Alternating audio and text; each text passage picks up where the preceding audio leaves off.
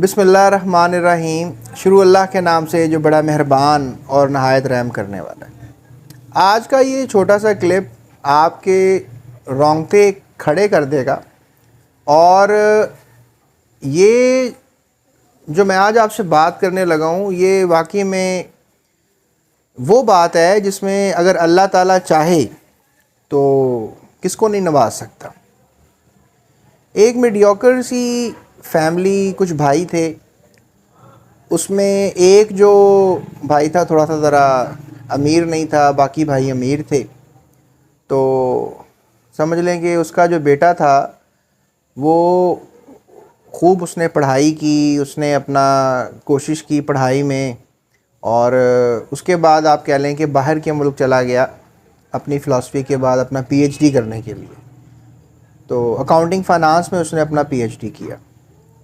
تو یہ جو میں واقعہ آپ کو سنانے لگا ہوں اس کو ذرا آپ نے غور سے سننا ہے، اور آپ نے غور سے سننے کے بعد مجھے بتانا ہے کہ آپ کو کیا سمجھ میں آئی ہے۔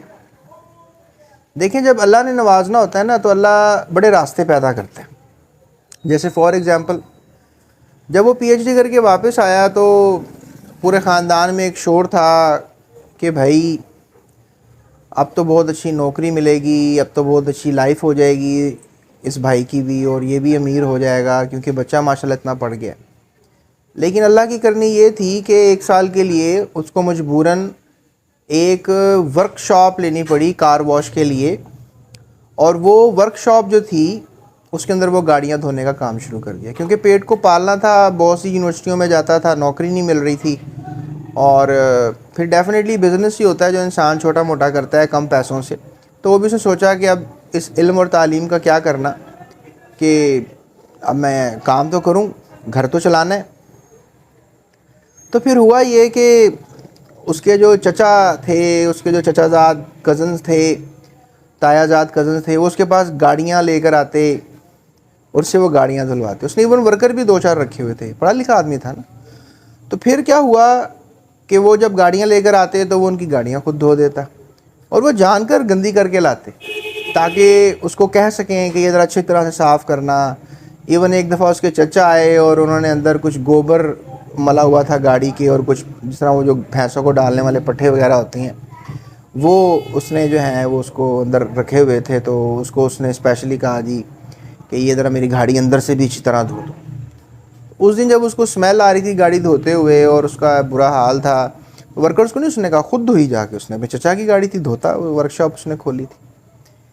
تو وہ بیچارہ سوچ رہا تھا کہ دیکھو پڑھ کے بھی انسان کو کتنی سٹرگل کرنی پڑی ہے، مطلب اس کی آنکھیں تر ہو گئیں، اور وہ تھوڑا سا احساس کمتری میں گیا کہ دیکھو۔ لیکن اس کے شبہ نہیں تھا، اس کا کام تھا۔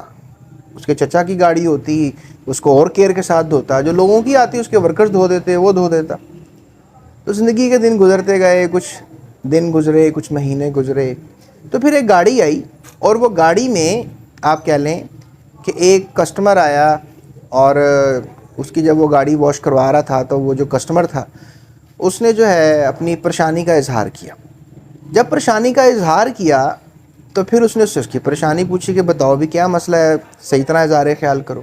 تو اس نے کہا جی میرا یہ جو ہے نا فلاسفی کا پرچہ ہے، تو میں بڑا پریشان ہوں، میں نے تو تیاری نہیں کی ہوئی۔ تو اس نے کہا آپ چھوڑو سارے معاملات کو، ادھر آؤ دفتر میں آپ کو گائیڈ کر دیتا ہوں۔ تو اس نے سوچا کہ بھئی یہ کون گائیڈ کرے گا، ورک شاپ میں ہے، اس کی کیا ویلیو ہے۔ تو اس نے کہا نہیں آپ آئیں، میں آپ کو گائیڈ کرتا ہوں۔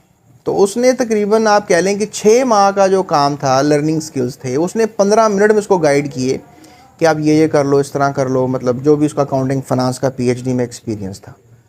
تو وہ اس کے اس تجربے سے جو ہے نا بڑا متاثر ہوا، کیونکہ واقعی میں اس نے جو 6 ماہ کی اس کی لرننگ تھی اس کو 15 منٹ میں اس نے وائنڈ اپ کر دیا اور بتا دیا۔ تو وہ سے بڑا متاثر ہوا۔ پھر وہ بیسیکلی جو کسٹمر تھا نا، وہ کہہ لیں کہ کسی یونیورسٹی کے چانسلر کے جاننے والے کا کوئی رشتہ دار تھا۔ اس نے جا کے یہ ساری سٹوری سنائی اس کو۔ تو چانسلر نے کہا بھی یونیورسٹی کے آپ ان کو بھیجیں میرے پاس، تو میں ان کی کوئی نہ کوئی جگہ بناتا۔ تو جناب ابھی ورک شاپ کو کھولے 1 سال کا عرصہ نہیں گزرا تھا، اور ابھی معاملات کچھ اس طرح نہیں ہوئے تھے کہ آپ یہ سوچتے کہ وہ امیر ہو جائے گا اور سب کچھ ہو جائے گا۔ لیکن اللہ کی کرنی، اس ورک شاپ میں بھی اس کو کوئی اللہ تعالیٰ نے ہیلا وسیلہ بنا کر دیا اور وہ اس آدمی کی مدد سے اس یونیورسٹی میں بطور اسسٹنٹ پروفیسر اپوائنٹ ہوا، اور پھر 1 سال کے تھوڑے سے عرصے میں اس نے پوری دنیا کی سیر کی. ابھی ورک شاپ کا 1 سال کا کانٹریکٹ پورا نہیں ہوا تھا، اور لوگ کہتے تھے لو جی اتنا پڑھ کے آئے تو کیا وہ دیر آئے درست آئے والی کہانی ہے جناب. میں آپ کو بتا رہا ہوں کہ اگر آپ محنت کرتے ہیں، آپ کوشش کرتے ہیں، زندگی کے کسی حصے میں بھی اللہ تعالیٰ آپ کو نوازے گا. آپ بس کوشش کرتے رہیں. میرے پاس جتنے بھی اسٹوڈنٹس آتے ہیں، جتنے بھی لوگ آتے ہیں، میں ان کو ہمیشہ یہ بات کرتا ہوں کہ آپ کوشش کرتے رہیں، آپ کوشش کرنا نہ چھوڑیں. جب آپ کوشش کرنا چھوڑتے ہیں تو پھر نا امیدی آپ کو پتہ ہے موت کا دوسرا نام ہوتا ہے. تو دیکھیں وہ آج بھی ایک بہترین پروفیسر کے طور پر، ریکگنائز پروفیسر کے طور پر، فیلوشپ کے طور پر جو ہے وہ دنیا میں جانا جاتا ہے، اور بہت سے ریسرچ پیپر لکھ رہا ہے. اس کو وہاں سے تنخواہ لگ گئی اس کی 2.5 لاکھ روپیہ کے قریب، اور اس کے گھر کے حالات، مالی حالات آہستہ آہستہ بہتر ہونے لگے. تو دیکھیں اللہ تعالیٰ قرآن میں فرماتے ہیں کہ میں نے علم والوں میں اور لا علموں میں فرق کیا ہے. کبھی علم والے لا علموں کے برابر نہیں ہو سکتے، کبھی جاہل پڑھے لکھے کے برابر نہیں ہو سکتا. یہ قرآن کی بات ہے، یہ میں نہیں کرتا. آپ اس کی تصدیق کسی اور مولوی سے بھی کروا لیجیے گا. میں بس آپ سے یہ بات ضرور کروں گا کہ اگر آپ کہیں کہ پڑھ کر کیا ہوگا، تو جو قومیں ترقی کر رہی ہیں ان کو عقل ہے. آج اسکل حاصل کریں تو اسکل حاصل کوئی تھوڑے سے ٹائم سے نہیں آپ کر سکتے. تھوڑا سا ٹائم سپینڈ کریں اور آپ علم حاصل نہ کریں کہ میں اسکل حاصل کر لوں تو زندگی میں آگے. ٹھیک ہے، اسکل ہونا ہے، ہنر کے بغیر نہیں آپ کچھ کر سکتے، لیکن ہنر بھی ایک تفصیل رکھتا ہے. ہنر یہ نہیں ہے کہ آپ کو تھوڑا سا کام کرنا آ جائے تو آپ بہت بڑے دانشور بن گئے. دانشور بننا بھی ایک، آپ دیکھیں آپ مختلف فلاسفرز کو جب پڑھتے ہیں تو آپ دیکھتے ہوں گے کہ وہ اسٹرانومر بھی ہوتے ہیں، وہ میتھمیٹیشین بھی ہوتے ہیں، وہ نیچرلسٹ بھی ہوتے ہیں، ٹھیک ہے نا، وہ طب کے ماہر بھی ہوتے ہیں، وہ طبیات کے ماہر بھی ہوتے ہیں. کیا خیال ہے؟ وہ بس ایک فیلڈ میں نہیں ہوتا بندہ، وہ بڑی فیلڈوں کو انسان ریکگنائز کر رہا ہوتا ہے، جان رہا ہوتا ہے اور زندگی کو آگے لے کے جا رہا ہوتا ہے. تو آج ہی ہم کہتے ہیں جی بچوں کو میٹرک کرا دیا تو بڑا پڑھ لیا جی اس نے، 12 کرا دی تو اب کیا پڑھنا ہے جی اس نے. تو بھائی جو آگے 4 سال کے کورس ہیں، اگر اس کی اسپیشیلٹی اس کو نہیں کرواؤ گے تو کل وہ بہترین آدمی کیسے بنے گا؟ پہلے تو ڈیفینیٹلی تیاری ہوتی ہے نا، تیاری کے بعد انسان سفر پہ نکلتا ہے. تو زندگی کے سفر میں علم حاصل کرنے کی بھی ایک تیاری کے مراحل ہیں، اس کے بعد آپ زندگی کے سفر پہ نکلتے ہیں. میں بچوں کو عموماً یہ بات کرتا ہوں کہ آپ کے 4 سال میٹرک کے جو ہوتے ہیں جس میں آپ بنیاد رکھتے ہیں اس سفر کی، بڑے امپورٹنٹ ہوتے ہیں. اگر آپ ان 4 سالوں میں کوشش نہیں کرتے تو پھر آپ اس علم کی ایک مزہ ہوتا ہے، ایک چکھنا ہوتا ہے، وہ چکھ نہیں سکتے. آپ کے پاس بنیاد نہیں ہوتی. برج خلیفہ بنانا ہے تو نیچے بنیاد سٹرونگ رکھیں نا، تاکہ بہت اوپر تک چلا جائے.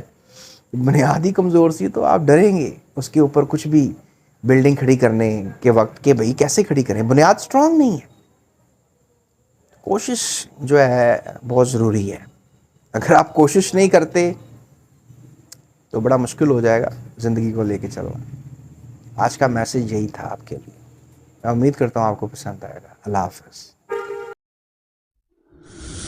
Thank you for watching GS Academy.